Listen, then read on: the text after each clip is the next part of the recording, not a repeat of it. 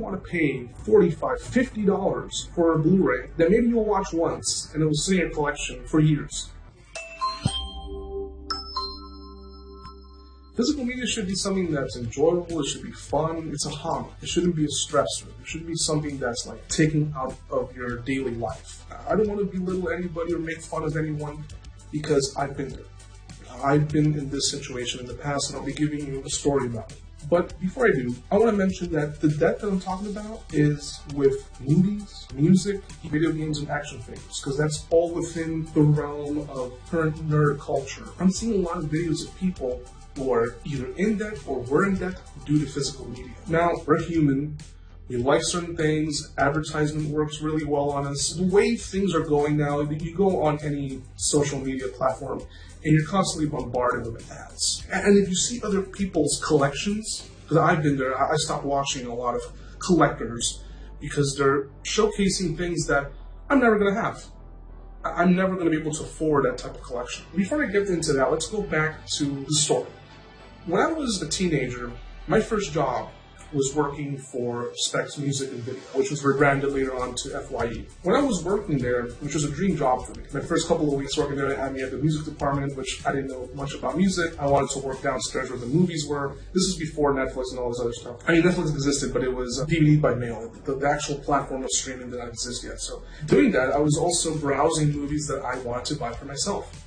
At this time, I got my first credit card. And I remember my dad gave me good advice, which I did not follow at the time. My brain had not fully developed yet. Buy things with cash.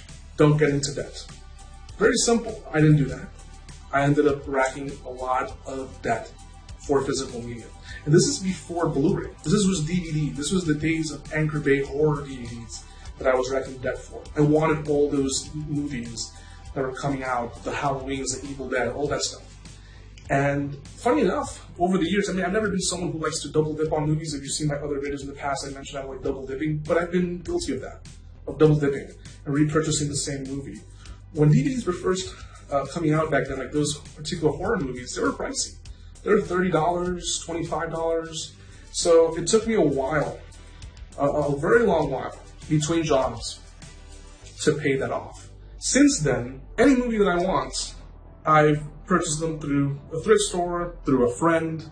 I've gone to conventions where there's movies and stuff like that. And I understand now things are so expensive. Like if you go to a Goodwill store, don't even get me started. You can't find anything there worth the price because it's so expensive what they're charging. It's harder now to build a collection. The prices are now closer to what they were when DVDs were first coming out.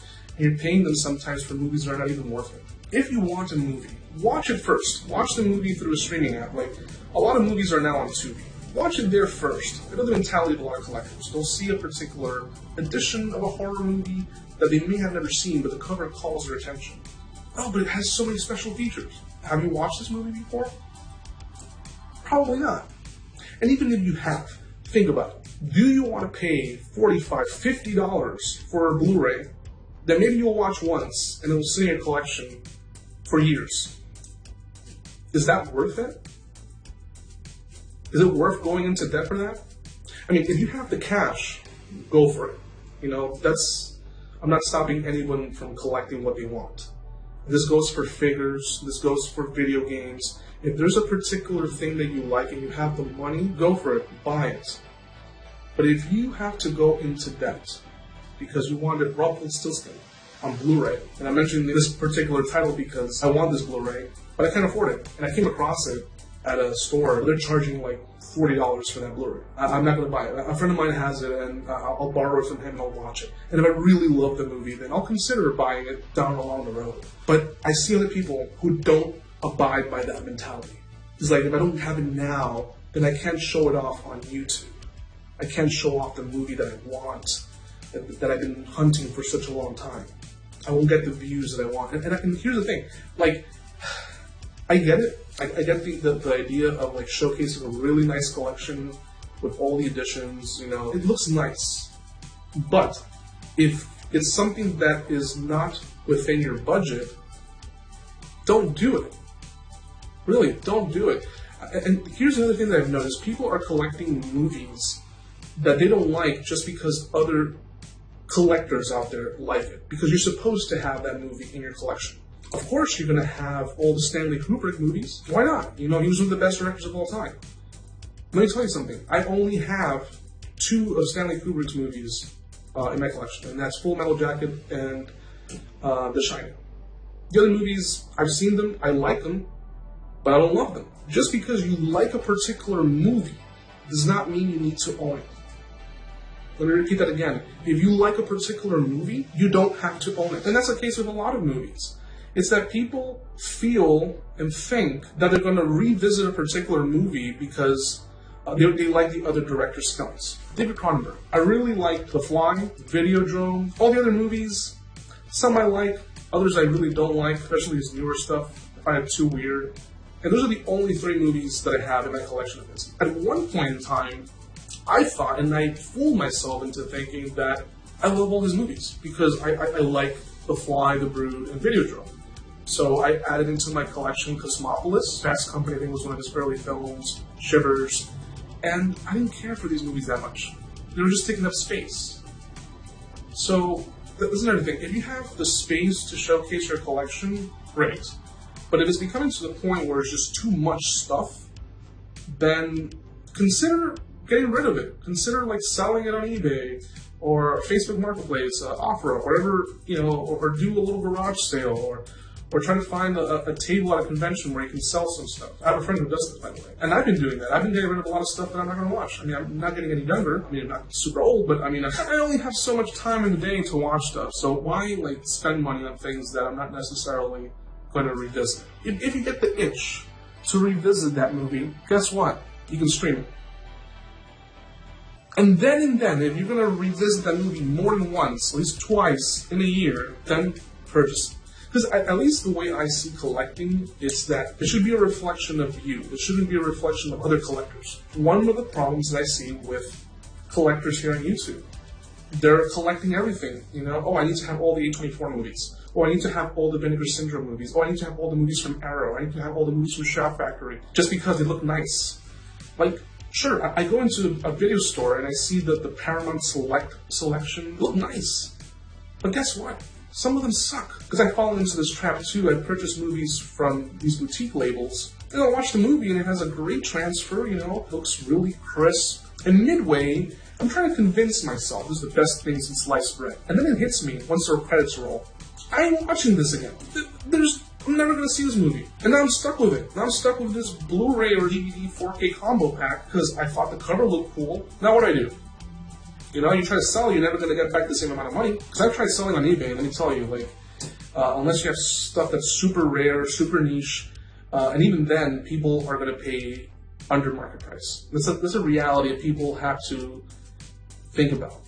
When you collect something, because I've seen it also with figures, there was a period in time when I was collecting figures from Sideshow Toys. I never got too crazy with it, but I did realize that I was getting to a point where I was spending a lot of money on this stuff, and it was just taking up space. So I kept only the figures that like meant something to me, and everything else I just got rid of.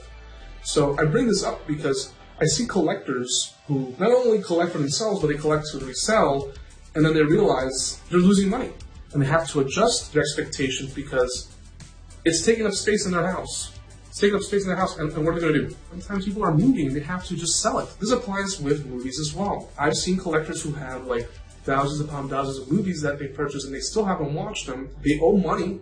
They need to pay down debts. They need to pay rent. They need to buy food.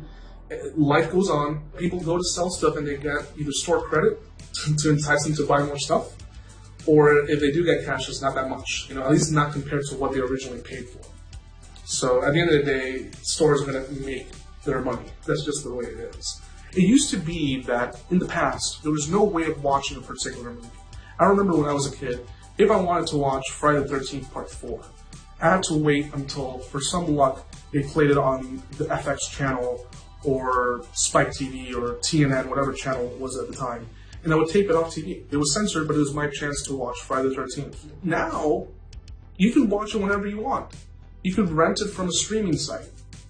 For very little, for about $4, you can probably rent it. Or you can wait until they have it on Tubi for free with some ads. I see this also with box sets. There's these really nice box sets that they release. They look great. They will look really nice. up on my wall to have these. But I think to myself, do I really need this? Do I really need this movie in my collection? Is it worth the price? I'll give you a perfect example. Friday the 13th, a few years ago, Shout Factory released a really nice box set that has all the movies on Blu-ray, new transfers with a bunch of special features, behind the scenes and interviews. And I've had the movies on VHS, I've had them on DVD, and now I have them on a box set, the tin box set, that is also out of print. I bought that when it came out like 15 years ago. I think it came out around the same time as the Friday the 13th remake. Why am I going to spend $165 or $175, whatever price it is at the moment? I can watch those movies now. I don't have to order it. It would make sense if you're upgrading from like a VHS to a DVD or a VHS to a Blu-ray because there's a difference in picture. But even then, you already have the movies. You can view them. I would get it if there was no way of watching them at all. The only way you can watch them is if you get the Blu-rays, that box set. Guess what? They also sell a much cheaper version that doesn't have Part 9, Freddy vs. Jason, and I think Jason X. You can get that for a lot cheaper on Blu-ray, and even cheaper on DVD. But no, God forbid I watch these in 480p quality. But then at the same time, there's people out there who will pay hundreds upon hundreds of dollars for a VHS tape of Friday the 13th, which I don't get. I mean, I have these movies on tape, but I bought them many years ago from a video store that no longer exists. It's called New Concept Video. And they had them for $2, and I bought the whole collection. And I've had them ever since. Do you understand, like, paying $75, $100 for a tape for Friday the 13th? I think it's wild. I think it's crazy. Same thing goes with other franchises. Let's take, for example, Halloween. If I want those movies, you can buy the 4K. It's the best picture quality you can have. I already have them on Blu-ray from many years ago. I bought this box set that's now completely out of print, and people are still buying this box set. It was the first time ever that all the movies were available in one box set. But there's collectors who will go really far into buying these movies on VHS. And I get it, they have nice covers, you know, they're really collectible, but they're paying crazy, crazy prices. Now, I want to reiterate, if you can afford this, go for it. I'm not stopping you. But if you have to get into debt to buying this stuff, that's a problem. And how do I know people are going into debt for these things? Because people are going into debt for so many things nowadays. We live in a world where you can literally pay a hot dog in 4 installments using Klarna or Afterpay. 60% of people who went to Coachella use credit cards or Afterpay or Klarna or any of these services to attend. That I think is wild. It's insane. So I'm sure there's people also going into debt to buying these tapes, these DVDs, these Blu-rays. And I'm here to tell you, it's not worth it. It's not worth it. If you really want to watch the movie, you can do so in so many ways. There's more availability now than ever. You don't even have to leave your house. I mean, in the 90s and early 2000s, you had to actually go to a video store and hope that the movie was in stock, that someone else didn't rent it. But now you can rent it from the comfort of your home.